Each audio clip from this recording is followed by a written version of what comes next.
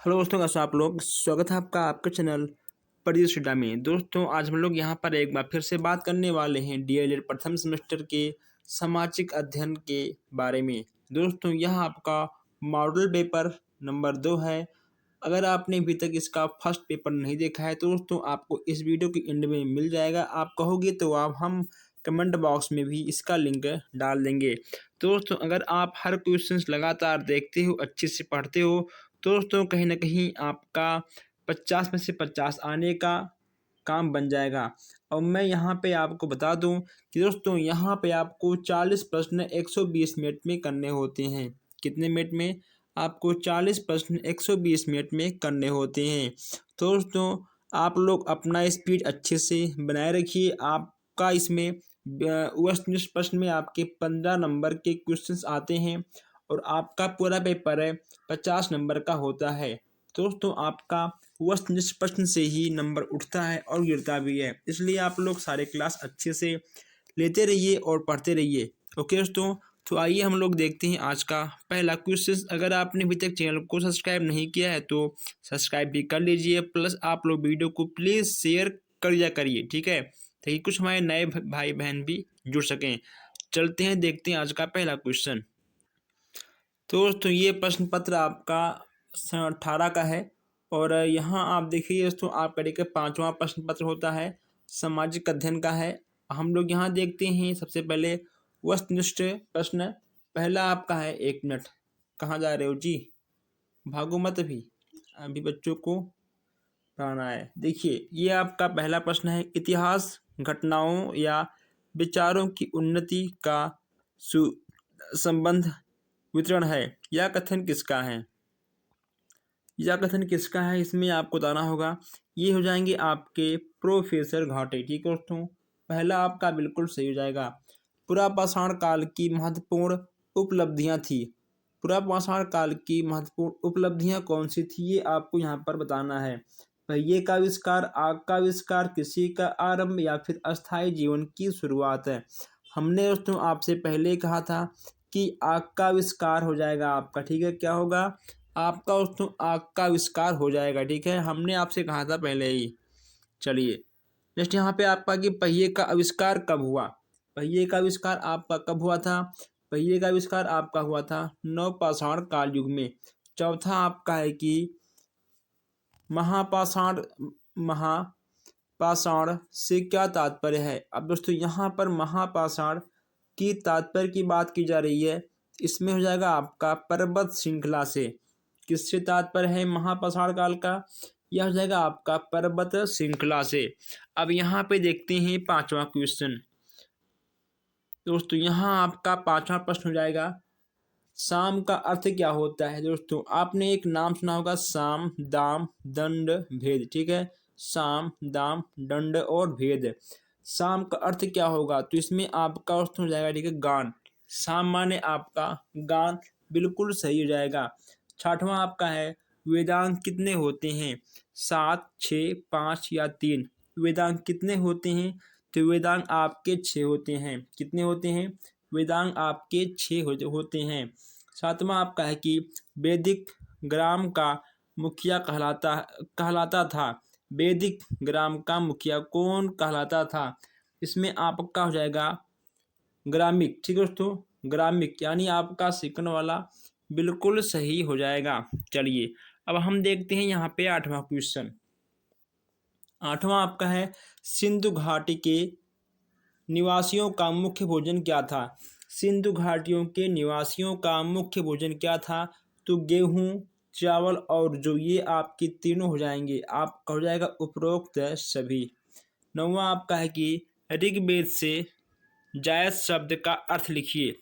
अब यहाँ पे दोस्तों आपको ऋग्वेद से जायज शब्द के बारे में बताना है। इसमें आपका क्या होगा? 9वां अगर हम बात करें तो दोस्तों इसमें आपका तांबे का अर्थ, ठीक है दोस्तों, इसमें आपका नंबर 3 बिल्कुल सही हो जाएगा। 10वां आपका है कि अभिधम पिटक किस बौद्ध संगीति में संकलित किया गया है? प्रथम, द्वितीय, तृतीय या फिर चतुर्थ? इसमें आपका क्या होगा दोस्तों? इसमें ठीक है आपका तृतीय बिल्कुल सही हो जाएगा। चलिए अब यहाँ हम 5 क्वेश्चंस और देखते हैं। सौरमंडल का मुखिया किसे कहा जाता है? दोस्तों सौरमंडल का मुखिया आपका हो जाएगा सूर्य को। किसको? सूर्य को। नेक्स्ट यहाँ पे आपका बढ़ावा है कि विश्व का सबसे गहरा सागर कौन सा है? हिंद महासागर, प्रशांत महासागर, अटलांटिक महासागर या अटलांटिका महासागर, कौन सा होगा? तो बढ़ावे में आपका हो जाएगा प्रशांत महासागर। नासा की स्थापना हुई दोस्तों, नासा की स्थापना हुई, इसमें आपका क्या होगा? इसमें आपका होगा पहला। ठीक है दोस्तों, पहला आपका बिल्कुल सही हो जाएगा। अब यहाँ नेक्स्ट आपका है कि ग्राम पंचायत। दोस्तों ग्राम पंचायत का कार्यकाल होता है 5 वर्ष या फिर 6 वर्ष, आपको पता ही है कि इसका होगा 5 वर्ष। उसके बाद आपका 15वां क्वेश्चन है, नगर निगम का सर्वोत्तम निर्वाचित पदाधिकारी कहलाता है। इसमें आपका क्या होगा? सदस्य, अध्यक्ष, उपाध्यक्ष या फिर मेयर। देखिए दोस्तों नगर निगम जहाँ होता है, ठीक है, वहाँ पर आपके मेयर होते हैं। ठीक है दोस्तों, ये आपके अध्यक्ष वगैरह आपके होते हैं ग्राम में, नगर निगम में आपके मेयर मिल जाते हैं। ठीक है, तो इसमें आपका चौथा यानी मेयर आपका बिल्कुल सही हो जाएगा। चलिए दोस्तों, अगर आपने अभी तक चैनल को सब्सक्राइब नहीं किया है तो प्लीज़ आप लोग सब्सक्राइब कर लीजिए, ताकि कोई भी क्लास, कोई भी अपडेट आपसे मिस ना हो। अब यहाँ देखते हैं हम लोग 16वां क्वेश्चन से। आइए दोस्तों, 16वां आपका बिल्कुल सही, ठीक है, हो जाएगा। कृषि का आरंभ किस काल में हुआ था? कृषि का आरंभ आपका हुआ था पाषाण युग में। किस में हुआ था? पाषाण युग में आपका कृषि का आरंभ हुआ था। मेसोपोटामिया किस भाषा का शब्द है? मेसोपोटामिया किस भाषा का शब्द है? इसमें आपका हो जाएगा यूनानी भाषा। ओके दोस्तों, आपका होगा यूनानी भाषा। अब 18वां आपका है हर्षवर्धन। दोस्तों हर्षवंश की स्थापना किसने की थी? हर्षक वंश की स्थापना किसने की थी? तो इसमें आपके हो जाएंगे बिंबिसार महोदय। कौन हो जाएंगे? आपके बिंबिसार महोदय हो जाएंगे दोस्तों। ठीक है, तो ऐसे क्वेश्चंस आपके एग्जाम में आते रहते हैं, तो आप लोग इससे नोट भी कर सकते हो। आप चाहो तो आप इसका स्क्रीनशॉट भी खींच सकते हो। नंदवंश का अंतिम शासक कौन था? ओके दोस्तों, नंदवंश का अंतिम शासक या अंतिम राजा कौन था? इसमें आपका हो जाएगा नंदवंश का अंतिम शासक था धनानंद। ओके दोस्तों, इसमें आपका लिखा गया है धन नंदा। ठीक है दोस्तों, तो कहीं कहीं आपको देखने को मिल जाएगा धनानंद, कहीं कहीं आपको देखने को मिल जाएगा धन नंदा। चलिए, ग्रांड ट्रंक रोड किसने बनवाया था? इसमें आपका हो जाएगा शेरशाह सूरी ने। ठीक है दोस्तों, आपका हो जाएगा शेरशाह सूरी। चलिए आगे बढ़ देखते हैं। नेक्स्ट यहाँ पे आपका है कि संपूर्ण वैदिक साहित्य की रचना किस समय काल के बीच में हुई थी? तो यहाँ पे आपका हो जाएगा 1200 ईस्वी पूर्व से लेकर 600 ईस्वी पूर्व तक।